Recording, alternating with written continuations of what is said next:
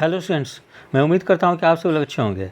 बिहार लोक सेवा आयोग के द्वारा assistant accounts and revenue officer की जो विज्ञापन शीघ्र ही जारी की जाने वाली है और उसकी एग्ज़ाम डेट 25 जुलाई 2025 निर्धारित की गई है।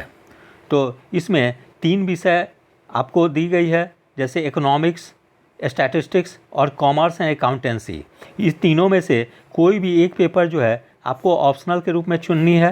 तो कल मैंने इकोनॉमिक्स ऑप्शनल का सिलेबस बताया था, तो कुछ स्टूडेंट कमेंट करके बोल रहे थे कि सर कॉमर्स एंड अकाउंटेंसी का भी सिलेबस बता दें। तो इसी क्रम में आज मैं कॉमर्स एंड अकाउंटेंसी का सिलेबस बताने जा रहा हूँ। तो जैसे खंड 1 में यानी भाग 1 में है लेखा कार्य तथा वित्त।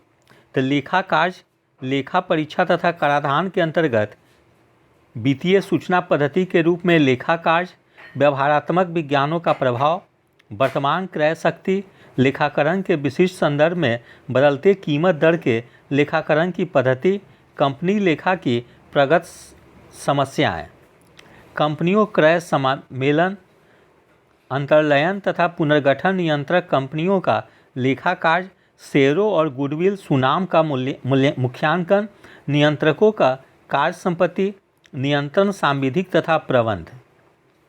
फिर आयकर अधिनियम 1961 के प्रमुख उपबंध, परिभाषाएं, आयकर लगाना, छूट मूल्यह्रास तथा निवेश छूट, विभिन्न मदों के अधीन आय के अभिकलन की सरल समस्या तथा कर निर्धारण योग्य आय का निश्चयन आयकर अधिकारी।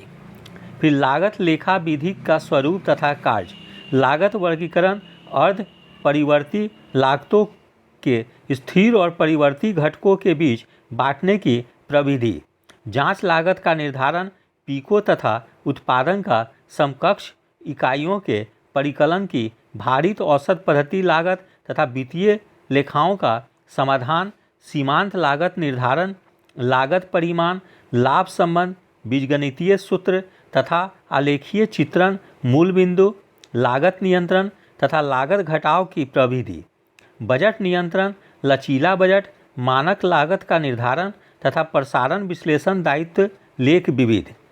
फिर ऊपरी व्यय लगाने के आधार तथा उनके अंतर्निहित दोष, कीमत तय करने के निर्णय के लिए लागत निर्धारण। फिर साक्षांकन कार्य का महत्व, लेखा परीक्षा कार्य का प्रोग्राम बनाना, परिसंपत्ति का मूल्यांकन तथा सत्यापन, अस्थायी छपी तथा चालू परिसंपत्ति देनदारियों का सत्यापन, सीमित कंपनियों की लेखा परीक्षा की नियुक्ति, पद प्रतिष्ठा शक्ति, कर्तव्य तथा दायित्व, लेखा परीक्षक की रिपोर्ट, शेयर पूंजी की लेखा परीक्षा तथा शेयरों का हस्तांतरण, बैंकिंग और बीमा कंपनियों की लेखा परीक्षा की विशेष बातें। तो भाग 1 के अंतर्गत ये सब टॉपिक आप लोगों को पढ़नी है। फिर भाग 2 में है व्यापार वित्तीय तथा वित्तीय संस्थाएं।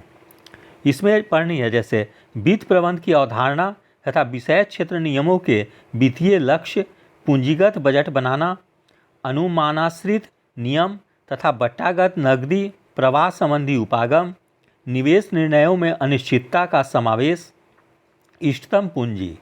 फिर संरचना का अभिकल्पन में पढ़नी है पूंजी की भारित औसत लागत तथा अल्पकालिक, मध्यकालिक तथा दीर्घकालिक वित्त जुटाने की मोदी गति यानी तथा मिलर मॉडल स्रोतों से संबंधित विवाद, सार्वजनिक तथा परिवर्तनीय डिबेंचरों की भूमिका, ऋण इक्विटी अनुपात के संबंध में प्रतिमान तथा निर्देशक संकेत, इष्टतम लाभांश नीति के नियामक तत्व, जेम्स ईबातर और जॉन लिटनर का प्रतिरूपों या मॉडलों की इष्टतम रूप देना, लाभांश के भुगतान के फॉर्म, कार्यशील पूंजी का ढांचा तथा विभिन्न घटकों के स्तर को प्रभावित करने वाले 4 कार्यशील पूंजी के पूर्वानुमान का नकदी प्रवाह दृष्टिकोण, भारतीय उद्योगों में कार्यशील व पूंजी का पार्श्व चित्र, उधार प्रबंध या उधार नीति, वित्तीय आयोजना और नकदी।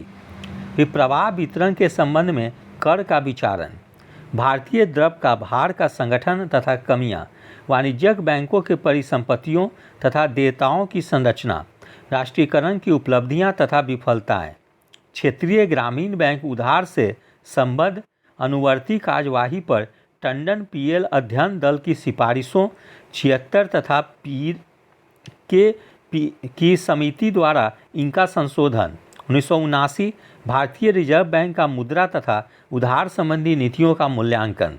भारतीय पूंजी बाजार के संगठक अखिल भारतीय स्तर संबंध को वित्तीय संस्थाओं आईडीबीआई, आईएफसीआई, आईसीआईसीआई और आईआरसीआई के कार्य और कार्य संचालन विधि, भारतीय जीवन बीमा निगम तथा भारतीय यूनिट ट्रस्ट की निवेश नीतियाँ, स्टॉक एक्सचेंजों की वर्तमान स्थिति तथा उनका विनियमन। फिर है परक्राम लिखित अधिनियम 1981 के उपबंध, अदाकर्ता गता वसूली बैंकरों के सांविधिक संरक्षण के विशेष संदर्भ में रेखांकन तथा पृष्ठांकन, बैंकों के चार्टरीकरण, पर्यवेक्षण तथा विनियमन से संबद्ध बैंकिंग विनियमन अधिनियम 1949 के विशिष्ट उपबंध। तो इस प्रकार से आप लोग को वाणिज्यिक शास्त्र तथा लेखा परिविधि यानी कॉमर्स एंड अकाउंटेंसी के अंतर्गत में ये सब टॉपिक पढ़नी है।